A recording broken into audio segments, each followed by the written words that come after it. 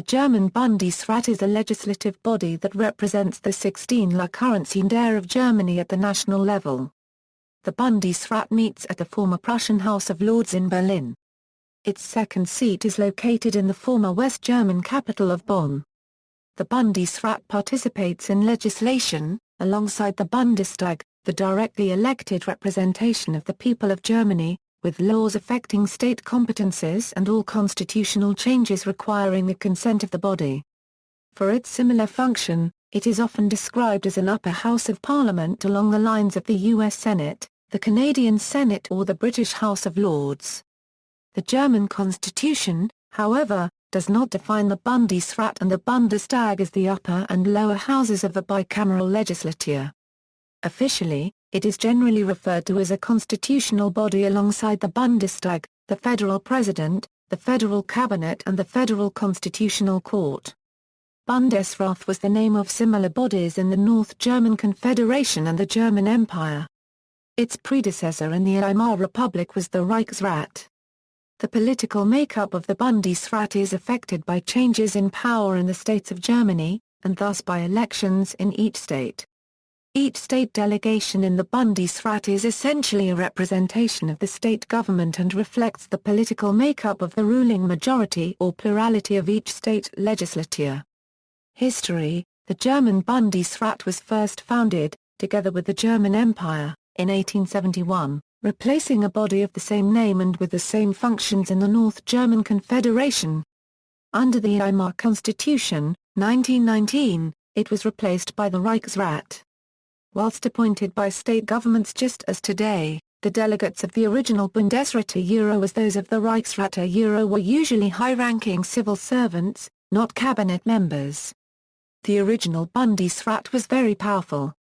Every bill needed its consent, equaling it to the popularly elected Reichstag. It could also, with the Emperor's agreement, dissolve the Reichstag. The Reichsrat of the Weimar Republic had considerably less influence, since it could only veto bills and even then be overruled by the Reichstag. However, overruling the Reichsrat needed a majority of 2/3 in the Reichstag, which consisted of many parties differing in opinion. So, in most cases, bills vetoed by the Reichsrat failed due to the lack of unity among the Reichstag's constituent parties. The Bundesrat met in the same building as the Reichstag and Bundestag from 1871 until 2000, when it moved into the old Prussian House of Lords in Berlin. The composition of the Bundesrat, 1871–1919, was as follows. Composition. The composition of the Bundesrat is different from other similar legislative bodies representing states. Bundesrat members are not elected either by popular vote or by the state parliaments but are delegated by the respective state government. Normally, a state delegation consists of the minister-president and other cabinet ministers. The state cabinet may appoint as many delegates as the state has votes, but may also send just a single delegate to exercise all of the state's votes. In any case, the state has to cast its votes en bloc, that is, without votes splitting. As state elections are not coordinated across Germany and can occur at any time, the majority distributions in the Bundesrat can change after any such election. The number of votes a state is allocated is based on a form of digressive proportionality according to its population. This way, smaller states have more votes than a distribution proportional to the population would grant.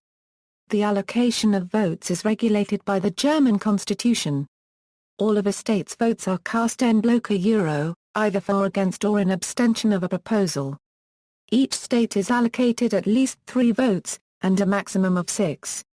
States with more than 2 million inhabitants have 4 votes, 6 million inhabitants have 5 votes, 7 million inhabitants have 6 votes.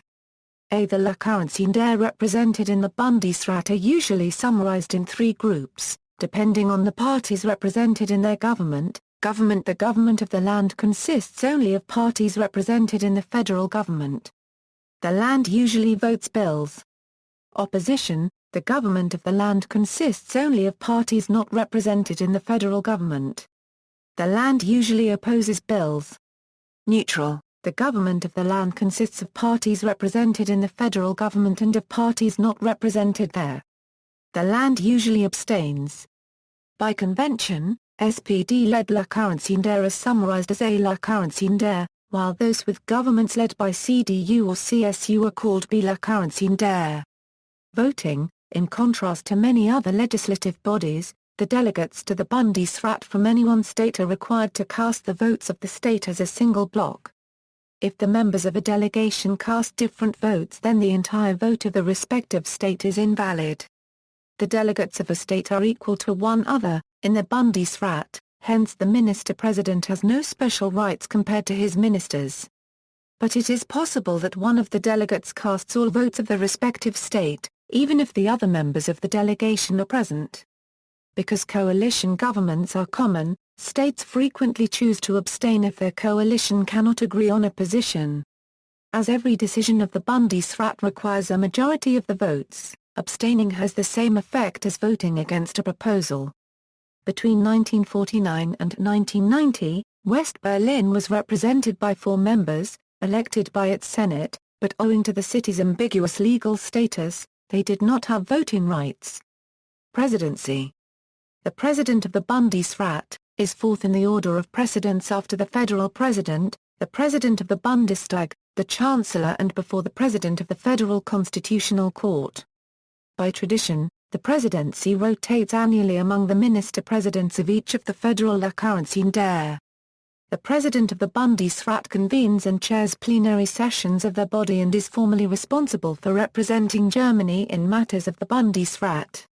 He or she is aided by 2 vice-presidents who play an advisory role and deputize in the president's absence. The predecessor of the current president is first, his successor second vice-president. The 3 together make up the Bundesrat's executive committee. Organizational structure. Because the Bundesrat is so much smaller than the Bundestag, it does not require the extensive organizational structure of the Bundestag. The Bundesrat typically schedules plenary sessions once a month for the purpose of voting on legislation prepared in committee. In comparison, the Bundestag conducts about 50 plenary sessions a year.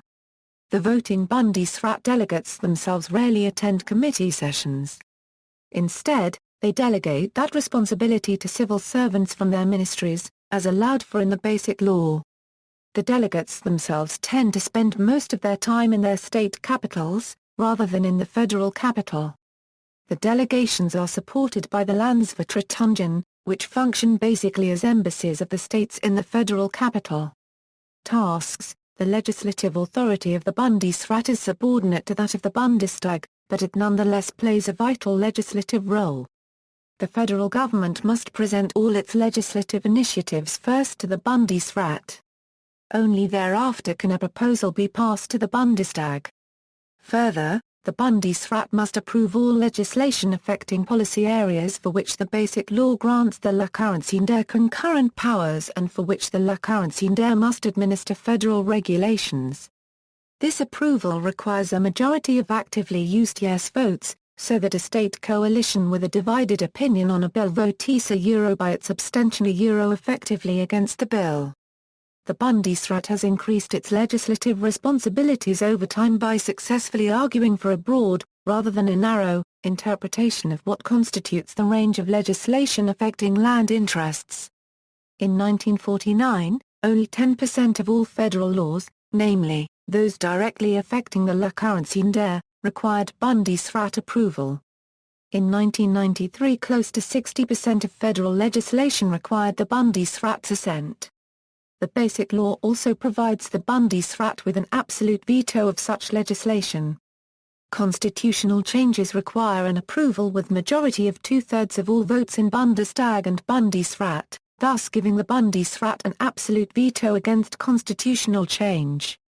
Against all other legislation, the Bundesrat has a suspensive veto, which can be overridden by passing the law again, but this time with 50% plus 1 vote of all Bundestag members, not just by majority of votes cast, which is frequent in daily parliamentary business. Because most legislation is passed by a coalition that has such an absolute majority in the Bundestag, this kind of suspensive veto rarely stops legislation. As an added provision, however, a law vetoed with a majority of two-thirds must be passed again with a majority of two-thirds in the Bundestag.